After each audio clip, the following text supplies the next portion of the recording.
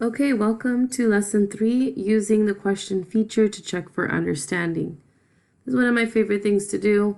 You have the kids with their laptops all out and you're teaching, and as you're teaching you stop and you want to check to see how well the kids are understanding what you're teaching. So the way to do that is you're going to go to classwork, and at the top you're going to select plus. You're going to select question. Your question could be, what is the difference between a claim and a counterclaim? Directions can be to answer the question in a complete sentence. Now, if you want them to be able to edit their responses, you're going to select students can edit responses. Maybe they saw they made a mistake.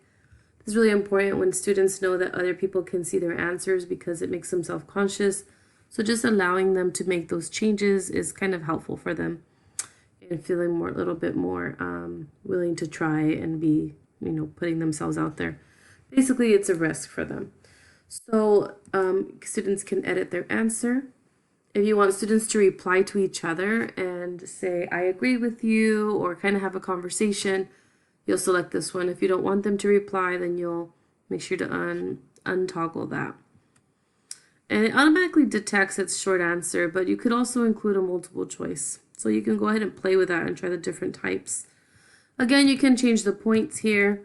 Maybe you want it to be 20 points, or maybe you want it to be ungraded and you just want them to do the assignment. The due date, you can do it, the current due date. And for the topic, I will have it under argumentative.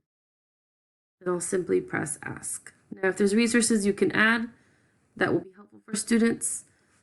Maybe you want to show them a graphic that you had showed them before that might help them answer the question. Or basically, you're giving them the answer, but you're just asking them to type it out for you. There's a variety of things. You could also include maybe a YouTube video on what differences between claim and counterclaim.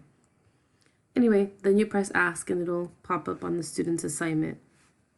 You'll see that it'll show up on the stream.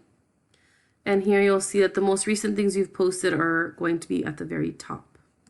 Now, if you want them to see what it looks like under classwork, especially organized, you're going to go to classwork and you'll see that it is at the very bottom. It says argumentative essay.